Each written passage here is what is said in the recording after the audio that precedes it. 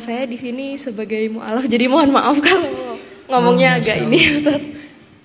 Saya mau tanya, Ustadz, bagaimana caranya kita untuk apa? Untuk meyakinkan diri kalau ini pilihan yang terbaik untuk saya pindah agama. Itu aja sih, Ustadz. Terima kasih. Mbak Mega udah berapa lama? Sekitar 5 tahun, Ustadz. Masya Allah, barakallah fiik. Semoga diberikan istiqomah. Amin. Soalnya akhir-akhir ini sedang goyah, Ustaz. Oh, soalnya kan habis punya nikah. Teman gak? Kenapa? Punya teman? Temen punya. Teman belajar maksudnya? Punya suami. Oh, yang sebelah sana langsung. Kenapa? Oh, langsung. Ya. Padahal mau jadi temen ya. Tadi udah mau optimis. Iya, udah Kalau optimis. teman belajar kan bisa. Suami muslim atau mualaf? Muslim. Emang muslim. Ustaz, iya. Ya. Makanya sekarang datang ke sini ingin dikasih lebih kuat lagi gimana caranya biar nggak oleng lagi, Ustaz. Terima kasih. Baik, barakallah fiik. Sifat iman itu emang bukan hanya yang baru mualaf ya, semua mukmin yang dari lahir pun, bahkan para sahabat kecuali Nabi ya, para sahabat pun memiliki sifat iman yang sama. Iman itu apa? Fluktuatif, yazidu wa yanqus, naik dan turun, bertambah dan berkurang. Itu memang sifat iman. Jadi ada kalanya kita kayak lagi nyaman banget dengan ketaatan kita, dengan keimanan kita. Tapi ada kalanya kayak lagi drop dan kayak nggak mau ngapa-ngapain. Terus muncul rasa-rasa gelisah, ya anxiety itu, atau overthinking, atau kayak kebingungan sendiri. Ini gimana sih, ini benar nggak sih dan segala macam. Itu tuh pasti keadaan ketika iman kita lagi lemah. Biasanya iman lagi lemah itu nanti ininya macam-macam, godaannya macam-macam. Kalau iman lagi kuat, gairahnya juga macam-macam. Pengen ibadah ini, pengen beramal itu, dan seterusnya. Gairahnya macam-macam pas iman lagi kuat. Godaannya juga macam-macam pas iman lagi lemah.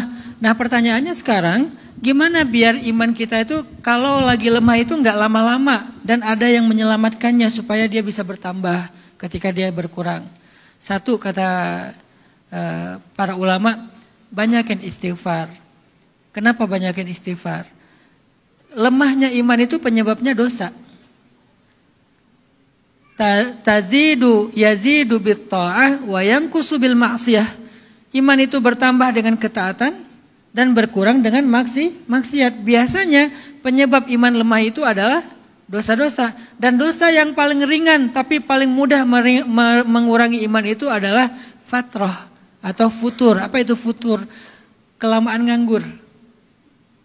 Futur itu kelamaan nganggur. Nganggur di sini itu bukan kerjaan ya, nganggur dari aktivitas-aktivitas yang bisa menyehatkan iman kita.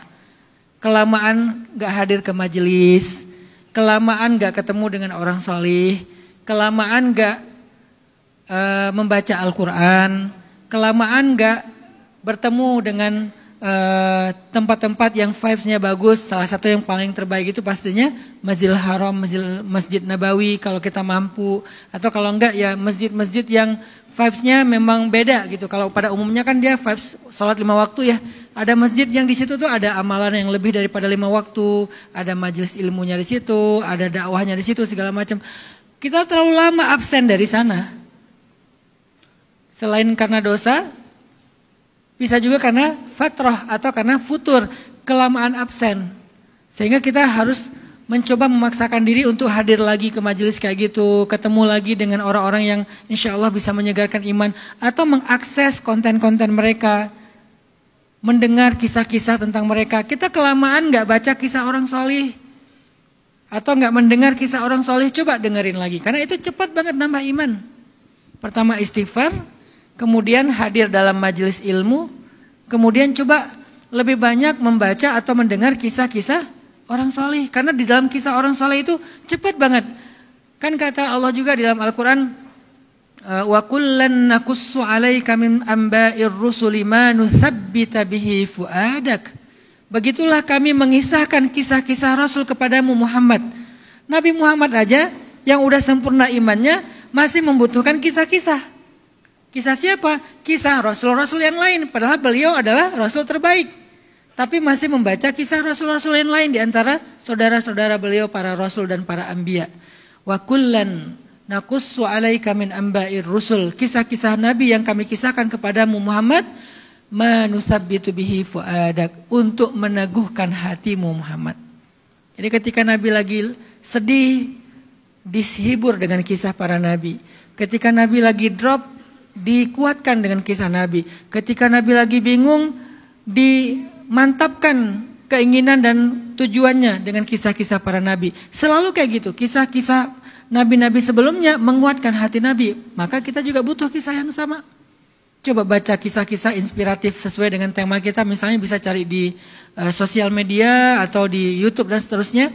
Kisah ajaib dalam Islam misalnya. Atau kisah-kisah sahabat yang inspirasi. Kisah nabi-nabi yang solih dan seterusnya. Itu banyak keluar tuh kisah-kisah yang bagus.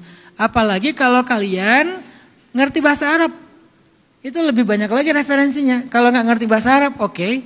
Hanya yang versi Inggris sama versi Indonesia. Mudah-mudahan. Atau bahasa Arab tapi udah ada translate-nya. Udah ada subtitle-nya sehingga kita tinggal baca. Akses. Istighfar.